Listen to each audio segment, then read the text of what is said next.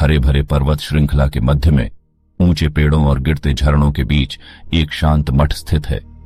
शांति का यह स्थान भिक्षुओं के एक समूह का घर था, जिन्होंने आंतरिक शांति और ज्ञान की खोज के लिए अपना जीवन समर्पित कर दिया था। उनमें आनंद नाम का एक युवा भिक्षु भी था, जिसकी आत्म खोज की यात्रा से मठ की दीवारों से परे जीवन के गहन सबक सामने आए। आनंद छोटी उम्र में नौसिखिए के रूप में मठ में शामिल हो गए थे। वह भिक्षुओं की जीवन शैली की ओर आकर्षित थे। सादगी, ध्यान और सेवा का जीवन। जिस तरह से वे बाहरी दुनिया की अराजकता से बेपरवाह दिखते थे, उनके मन शांत पानी की तरह उनके चारों ओर की सुंदरता को प्रतिबिंबित करते थे। उनकी उन्होंने प्रशंसा की।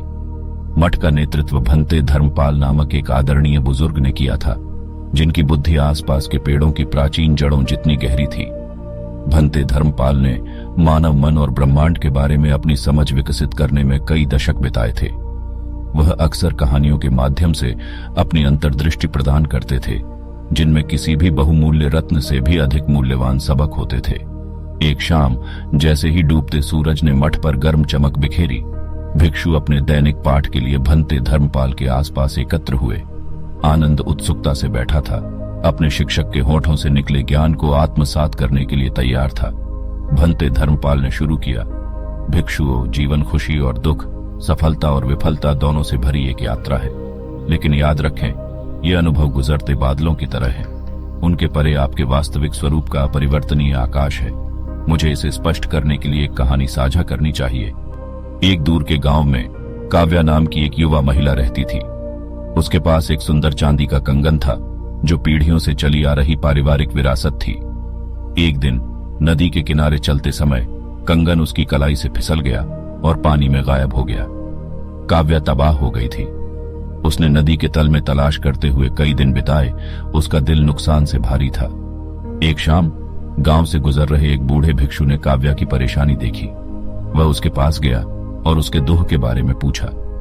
काव्या ने अपनी दुख की कहानी बताई, जिसमें बताया गया कि कैसे कंगन के खोने से उसके विचार और खुशियां खत्म हो गईं। भिक्षु ने ध्यान से सुना और फिर कहा, प्रिय काव्या, कंगन के प्रति तुम्हारे लगाव ने तुम्हारी दृष्टि को धुंधला कर दिया है। जैसे नदी कंगन को बहा ले जाती है, वैसे ही जीवन की धाराएं हमारे लगाव को बहा ले जाती हैं। सच्ची खुशी संपत्ति से चिपके रहने में नहीं है, लेकिन वर्तमान क्षण को अपनाने और जो अब हमारे लिए उपयोगी नहीं है उसे जाने देने में है। काव्या साधु के शब्दों से अचंभित रह गई।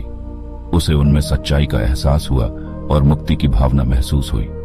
समय के साथ उसका दिल हल्का हो गया और उसने जीवन की सादगी में ही एक नई खुशी की खोज की। कंगन के खोने के कारण उसे सांसारिक चीजों की नश्वरता की बेहतर समझ। भंते धर्मपाल ने कहानी का समापन किया। भिक्षुओं, काव्या के कंगन की तरह हमारी आसक्ति हमें दुख के चक्र में बांधे रखती है। मुक्ति की कुंजी वैराग्य को विकसित करने और जीवन की नश्वरता को अपनाने में निहित है। जिस तरह नदी का बहना बंद नहीं होता, उसी तरह जीवन भी परिवर्तन जारी है। प्रत्येक क्षण को संभाव से स्वीकार करें, क्योंकि यह आत्मज्ञान की ओर एक कदम है। आनंद चिंतनशील मौन में बैठे रहे। कहानी का पाठ उनके भीतर गूंज रहा था। उन्होंने महसूस किया कि आंतरिक शांति की खोज के लिए इच्छाओं, भय और निर्णयों से लगाव को दूर करना आवश्यक है। वह इस ज्ञान को और अधिक गहराई से समझने, इसे अपने अस्तित्व के ताने बाने में बुनने के लिए उत्सुक था। दिन हफ्तों में बदल गए और आनंद अपने ध्यान अभ्यास में गहराई से उतर गए। उसे जंगल के सन्नाटे में सांत्वना मिली। उसका मन धीरे धीरे उस अंतहीन बातचीत को शांत कर रहा था जो कभी उसके भीतर गूंजती थी। उनकी सचेतनता, करुणा और आत्मचिंतन की दैनिक दिनचर्या ने जीवन के प्रति उनके दृष्टिकोण को नया आकार देना शुरू कर दिया। एक सुबह जैसे ही भोर की पहली किरणों ने आकाश को सुनहरे और गुलाबी रंग से रंग दिया, आनंद को भंते धर्मपाल से मिलने के लिए उनके साधारण निवास में बुलाया गया। जैसे ही उसने प्रवेश किया, भंते की शांत दृष्टि उससे मिली और हवा में प्रत्याशा का भाव तैर गया। आनंद, भंते ने शुरू किया, आप अपने भीतर बहुत दूर तक यात्रा कर चुके हैं। अब आप एक अलग तरह की तीर्थ यात्रा के लिए तैयार हैं। इन मठ की दीवारों से परे एक ऐसी दुनिया है जो आपके ज्ञान की रोशनी के लिए तरस रही है। एक भटकते भिक्षु के रूप में आगे बढ़ें, हमारी शिक्षाओं को उन लोगों तक ले जाएं जो खोज रहे हैं, और उन अंतर्दृष्टियों के साथ लौटें जो हमारे जीवन को समृद्ध बनाएंगी। आनंद का हृदय विनम्रता और दृढ़ संकल्प के मिश्रण से भर गया। उन्होंने भंते के प्रति कृतज्ञतापूर्वक सिर झुकाया और उस रास्ते पर निकल पड़े जो उन्हें हलचल भरे शहरों, साधारण गांवों और दुनिया के सुदूर कोनों तक ले जाएगा। उन्होंने वैराग्य, करुणा और सचेत जीवन जीने की कला की बात करते हुए मठ की शिक्षाओं को ईमानदारी से साझा किया। अपनी यात्रा के दौरान आनंद को जीवन के सभी क्षेत्रों के व्यक्तियों का सामना करना पड़ा। धन की खोज में बोझ से दबे व्यापारी, भोजन के एक टुकड़े के लिए तरसते भिखारी, अपने ही दिमाग में खोए हुए विद्वान और आध्यात्मिक शांति के लिए प्यासे साधक।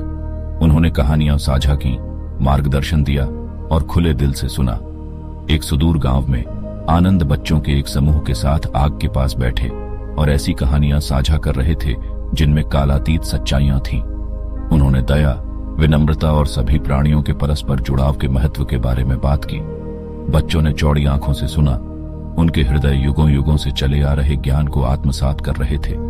जैसे जैसे आनंद ने जमीनों का भ्रमण किया, उन्होंने पाया कि जो सबक उन्होंने दूसरों के साथ साझा किया था वह अलग अलग रूपों में उनके सामने प्रतिबिंबित हुआ।